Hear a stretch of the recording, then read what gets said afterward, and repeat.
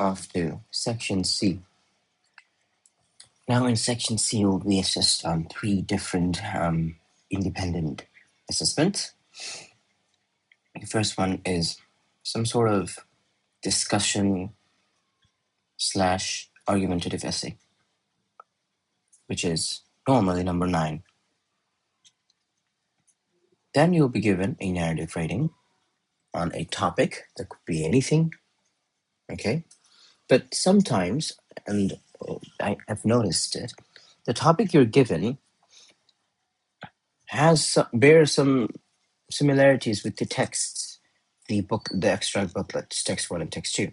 The first impression, if you remember, text 1 and text 2 was about the writer visiting a place and how he felt. So that's that. But you cannot retell the story. Look over here. Do not retell the events from text 1 or 2. So you cannot use those texts to write question 10.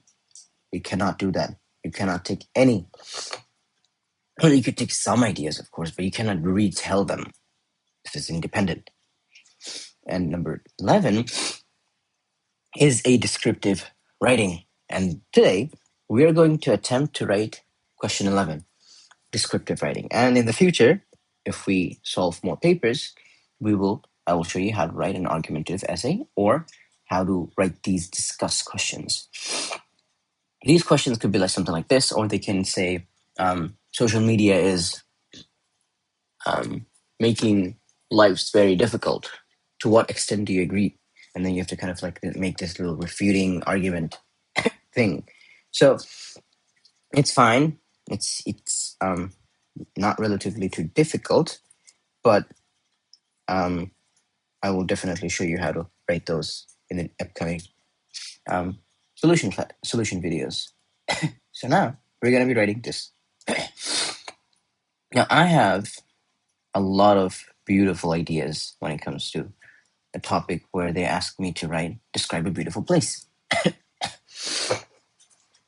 And first of all, I do not want to be a talking mark scheme where I just write the answer without explaining. I want to go through the rules a little bit. Descriptive writing is where you are Descriptive writing is where you have to write about a topic in a descriptive manner, elaboratively, which is like a duh moment, because that's what the question asks. Describe. But examiners note quite often that candidates kind of drift off from what they've been asked to do. So it would be that, say, you're talking about a palace. And instead of describing the palace, sometimes our responses drift off to talking about some people who lives in the palace, someone who lives in the palace. Now our trajectory has been diverted. We're no longer talking about the place itself, rather the person who lives in that place. Whenever you do this kind of little drifting away part, these are some beautiful ways in which you can lose marks. So do not drift off from the topic. You have to use a lot of adjectives, like devices, and passive voice in order to stay on topic. Okay? You have to use all sorts of punctuation. You have to remember the spag and praft. Although praft is less suited over here, you have to remember spelling, punctuation, accuracy, and grammar, and you have to use ambitious vocabularies and show off your English. Okay? I'll write a sample draft. It's not gonna be the best, but let's work something out. A beautiful place. Now, in my head, I want to write about a cafe, a beautiful Japanese cafe, and this inspiration has been taken from the novel "The Little Things We Get to Say," which is written by none other than me. So, I have described a beautiful Japanese cafe in my novel, and I would like to take inspirations from that novel. Okay, And you can do this completely. This is completely fine. You might have read a book in the past that talked about a beautiful room, a beautiful grocery store, or anything. You can use that as an inspiration. That's completely fine. It doesn't always have to be on spot or raw idea. You could take inspirations. As long as you're not a plagiarism, it's fine. So now, descriptive writing must always have pathetic fallacy. Okay, that's gonna be an E over there. A double L, sorry. Fallacy, okay? Pathetic fallacy is the idea where we describe the environment, we describe the setting such that it evokes some sort of emotion. Okay? And that's really important, especially in descriptive writing, where you are asked to elaborately discuss how the thing looks, the thing smells, the thing feels. You have to do that. Okay. Let's say, and this is where I'm gonna shift my punctuations a little bit. Its fading lights sparkled and twinkled from afar. Okay? That's not how you write afar. Afar. Whoa, afar. Okay? With every step a visitor would take, and I'm narrating the text, would take, the light would the light grew dimmer and dimmer. Now you can change the tone here as well. I am going to describe this in a formal manner, as if I am narrating someone walking into this, or someone who's experiencing the whole thing. I'm narrating that. You could write the whole thing in an informal tone while you're narrating the whole story in your perspective, so first person. That's completely fine. Your wish, it's your response. Do whatever the hell you want to do with it. But as long as your tone and tense are consistent, that's what matters. Okay. Its fading light sparkled and twinkled from afar. Every step a visitor would take, the light grew dimmer and dimmer. The building's silhouette was shrouded in darkness.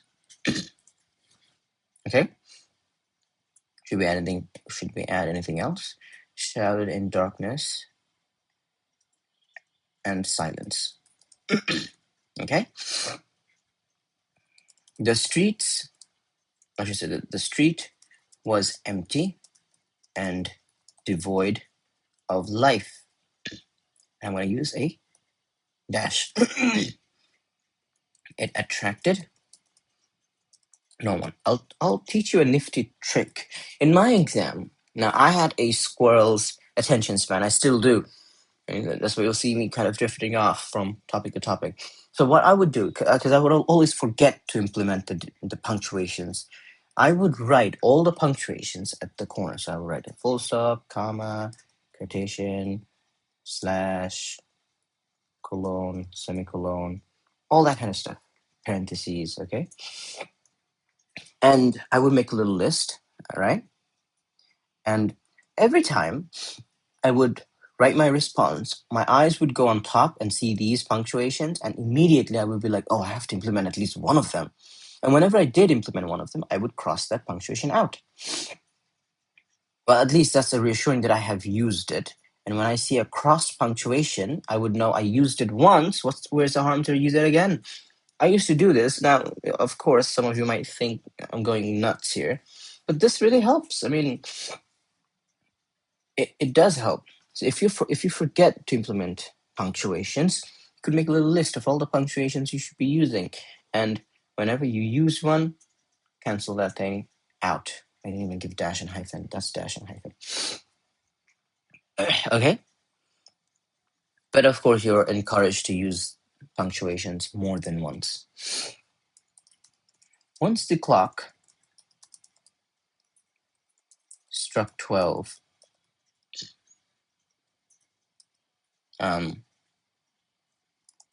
with a full moon shining brightly above,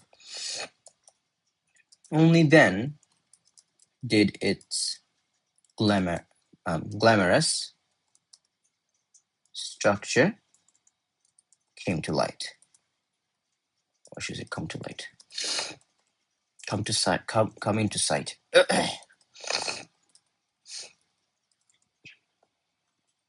Once the clock struck 12, with a full moon shining brightly above, I'm really sorry, I'm kind of under the weather here.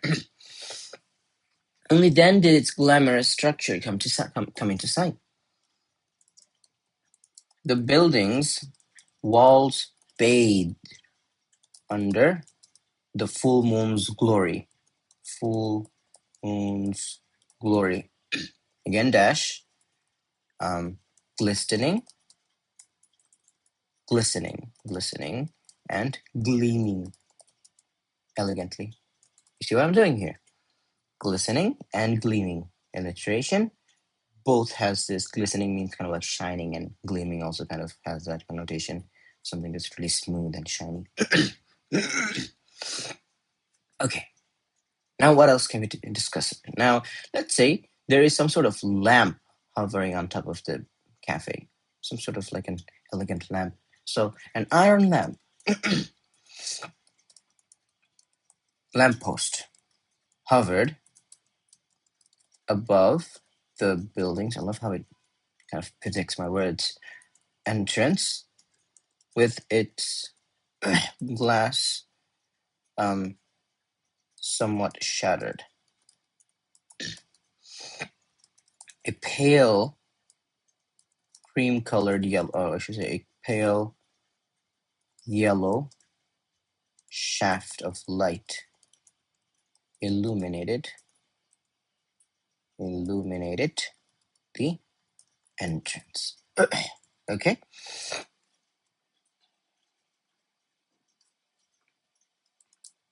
Okay. Now let's describe the door. We're still describing the whole thing, and now we're not done. Whenever we enter, that's where the thing is going to be really gorgeous. Above the old mahogany wooden door actually, a neon light boldly labeling. We have to name something. I'm not going to use the original name of the cafe that I used in the novel. How could we say? Let's say Bubbles Inn. Bubbles Inn. Okay, it sounds really cute. Bubbles Inn. Swung in rhythm with the gentle breeze.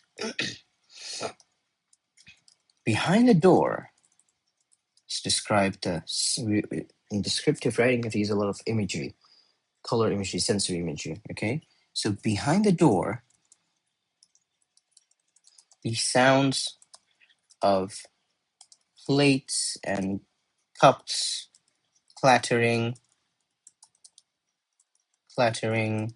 and people chattering. You see what I'm doing here? Clattering, kind of like battle. There you go. And shattering. I'm kind of trying to make the words sound similar or audible, or you could say palpable. Your wish. And it's piquing the travelers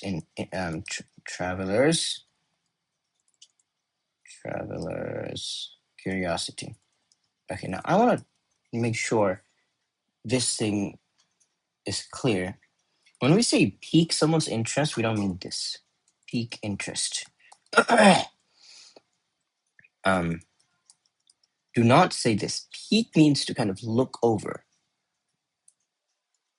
This is what we say. Pique. To pique someone's interest, to increase someone's interest. Okay? So don't mix the two. They're not the same thing, although they sound the same. Okay, now let's discuss the door opening. The door opens with a okay. Before that, what should we describe the door's golden handle? That's fine. Gently creaked open, and a sweet little bell went off above. Let's give an onomatopoeia. Ding dong. It was a charming, okay? It was a charming, welcoming melody for any kind soul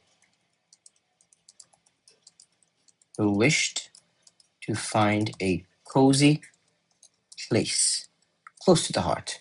So I'm kind of making it sound as if the traveler hit the spot. Okay? The atmosphere inside, however, juxtaposed the appearance of the building from outside. From the outside. What do I mean? How so? This is where we have to become really descriptive. So let's describe it. Now, the idea is that the cafe is rectangular in size, of course, but right at the dead center in the ceiling, there is a round cross-sectional area, or I should say round glass frame that is transparent. So the roof is transparent. Right? It's kind of supposed like a square, and the whole square is kind of like filled, but the round section in the middle, that part is transparent. So if you were to stand right in the center and you stare right above you, you could literally see through the ceiling and you could see the moonlight. And the idea is that round section was a glass little, it was kind of like a dome, like in many military planes, if you wish. And the glass was shattered. Like the design was shattered glass. And so any light, sunlight, moonlight, whatever the hell, any light that passed through would kind of make the whole dome sparkle. And those lights will fall beautifully, would just like paint on the floor below you. That's the idea. That's the description. That's why it's beautiful. So a spectacular, warm glow fell. That sounds too common. Let's say cascaded, like how a waterfall falls from ceiling, fracturing through a massive egg-shaped dome of multicolored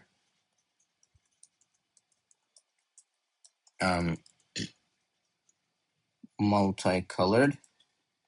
stained glass. Okay, that's why it's beautiful. The circular opening caught the moon's glory or moon's shine. We said glory once, shine, sending rays of dance. It would be beautiful if it was in the morning, of course. Dancing, vibrant colors across the polished oak floors, or I should say floorboards. Okay. The interior, we're still doing description. The interior was dimly lit. Most of its illumination coming from the moon itself, So the moon was the primary source of light, but there were, say, lanterns every corner of the cafe that kind of gave that warm aesthetic lighting needed to kind of settle the mood, Towering birchwood beams, I'm trying to use alliteration here, framed the interior,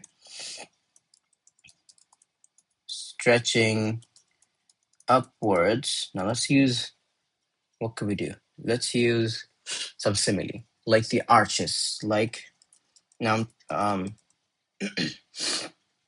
of a cathedral.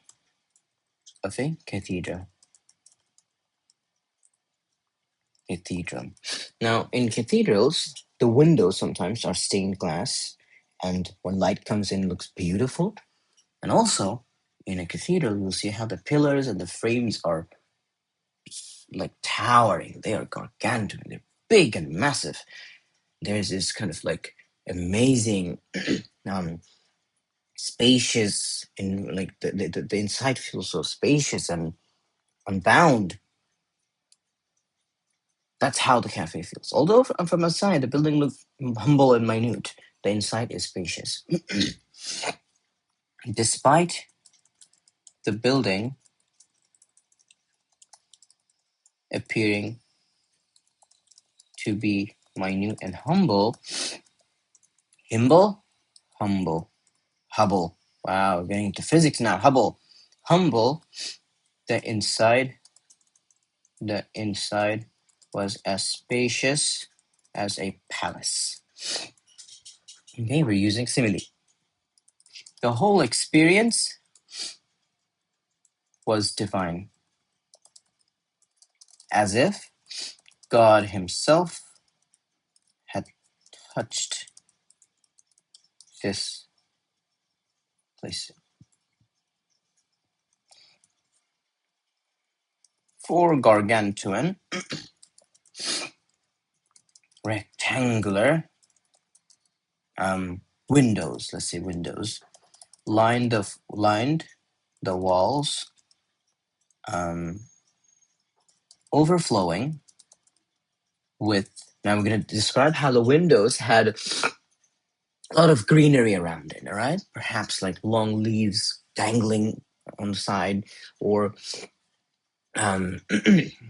little plants and trees and flowers on its, like surrounding the windows, all that kind of stuff, with dangling ivy and lush greenery,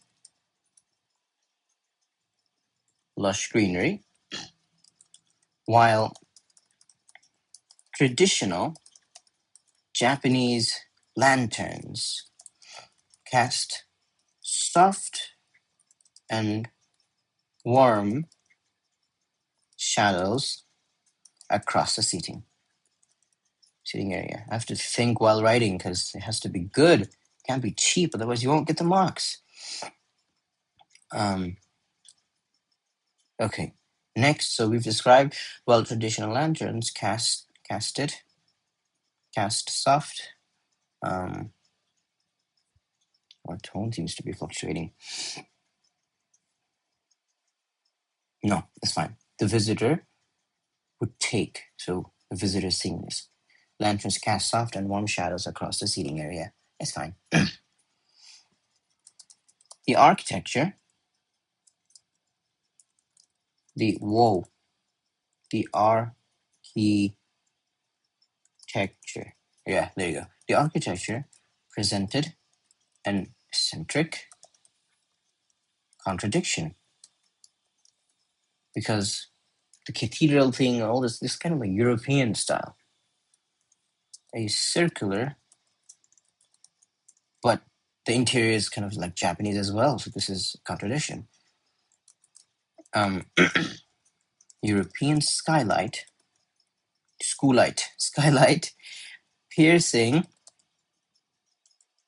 through an otherwise conventional Japanese layout. So what I'm trying to say here is the light that was coming out was a very European style, but it landed inside a Japanese layout. That's what I'm trying to say. It exuded an Italian and French charm. Let's use a semicolon here. It was beyond words. Whoa. We're going to do something. Remember that one phrase, that one idiom the writer 2 used here? Where did he use it though? It was beyond, it was beautiful beyond words. And it was on top of, he said it over here. It was like being on top of the world. We can use these as well. I mean, be wise. So that's one. And the other one was It was beyond words. Beautiful. It was beautiful beyond words. We're going to use this one. It was beautiful beyond words. And I am going to quote this. Or, since this is just to give a little inclination that this thing has been taken from the text, you can make it italic. Now, someone asked me, how do you write in italic in your question, in your paper? Now, that individual had to be really stupid because tilting your writing could identify it as italic. It's completely fine. Now the problem is if you're writing it, if your handwriting is kind of like tilted, or you're kind of like doing those curvy things, right?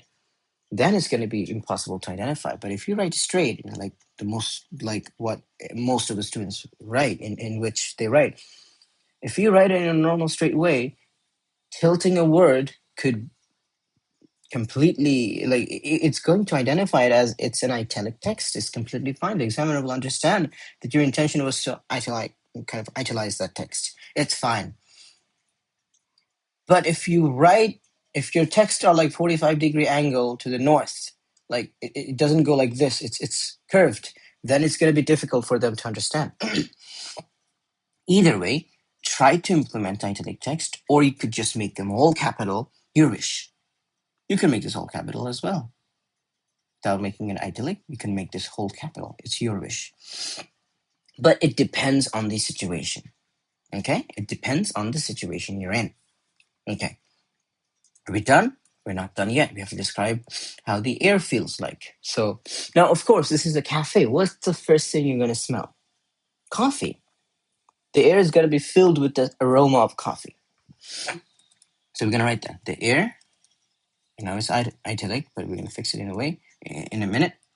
Swiveled with the sweet aroma of coffee beans. As the sound of coffee machines brewing echoed through. Okay? So I'm now describing the things we would smell. So we described the things we heard, we're describing what we saw, and now we're describing what we're going to smell. Inviting anyone to order a cup of themselves. Cup for themselves.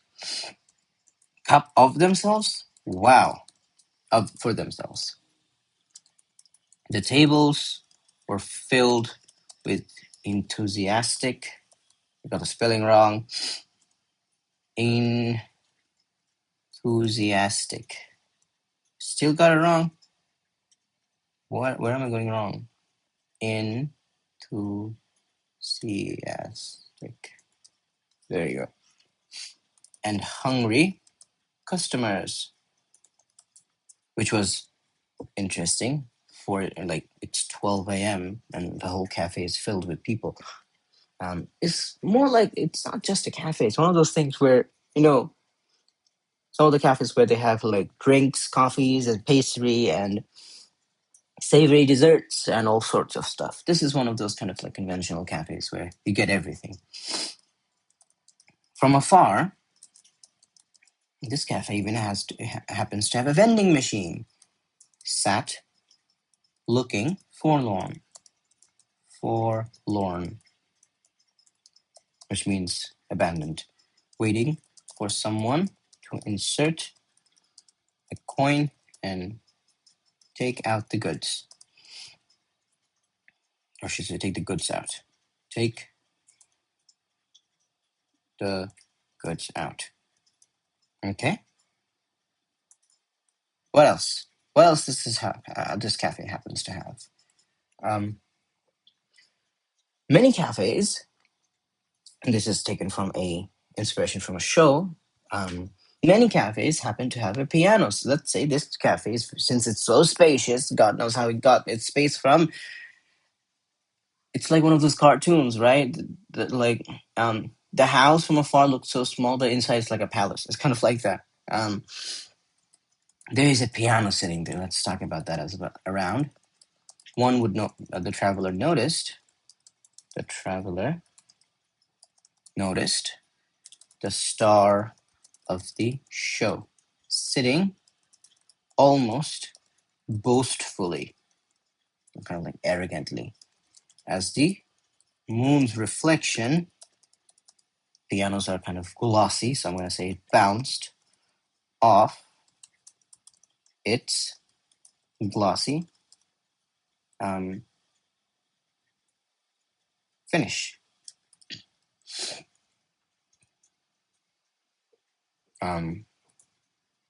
Didn't say piano, did I? I didn't say piano. So we're going to use a one sentence paragraph. The grand piano. And the grand has to be capital because this is a title. There you go. You see, I'm using a one line paragraph. It seemed to attract all the buzz or all the attention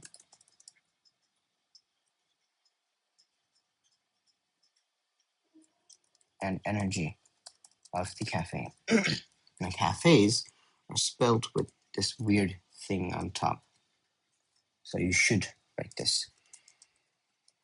I'm gonna just copy this because I don't want to keep writing this. The cafe was sublime. Short sentence. It felt like a safe haven for anyone wishing to visit an aesthetic, I forgot the E, right? Aesthetic, yet warm abode. What was her name? Bubbles Inn. Bubbles Inn. That inn should be capital. Inn is a restaurant. Inn was awaiting them. It was the most beautiful place anyone could ever visit. Like a painting frozen in time. So we're just describing the cafe itself, right? And now at the end, you could give a little scene where the traveler settled down and ordered a coffee for himself, or he just raised his arm and said, "Can I have a?" Well, that's not how you order in a cafe.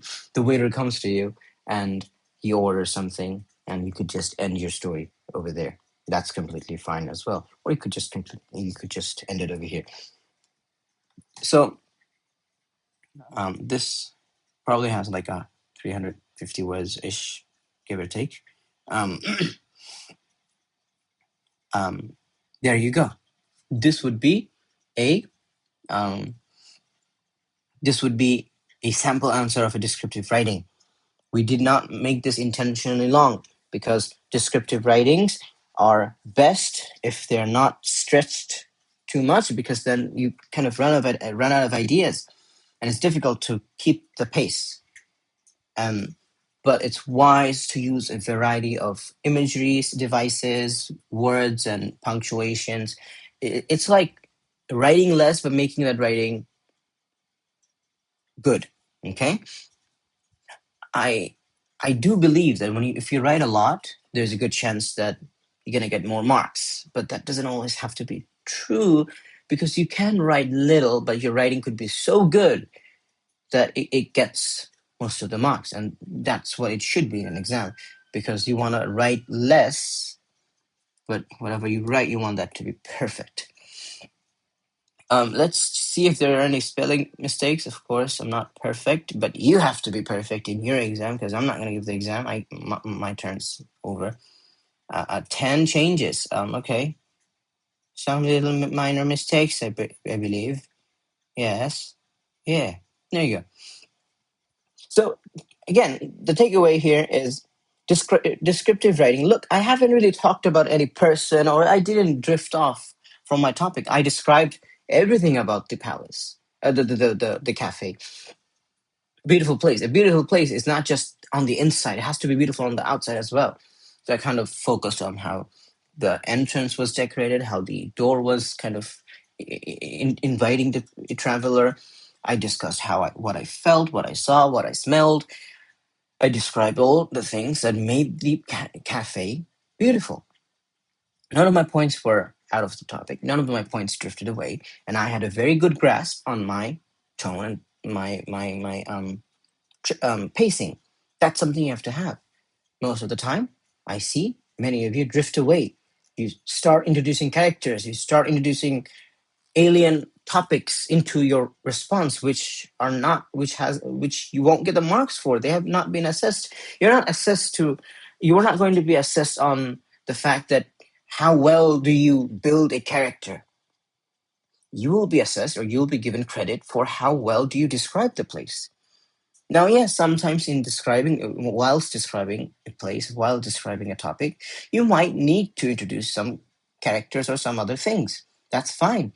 But what we want to do is we want to focus on that in a bird's eye, like just vaguely talk about it and then go back to the initial topic, which is important, the main thing that we're really talking about.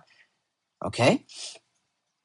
I don't know if I did a great job explaining it, but this is that. And another thing, do not forget the punctuation. I think the only punctuation I missed here, by the way, this does not count as, you should not do this. The slash here is not intentional. I gave this for you guys. It's just if audible. You could choose any word. Okay. I think we have not given any hyphen. But we did. There you go. Egg shaped. Beautiful. So we've implemented literally almost all of the devices, except ellipsis. It was beyond words. There you go. Ellipsis done. So that might look a little cheap, but there you go. This is your sample answer for a descriptive writing that a type of assessment that you're regularly asked in your examination.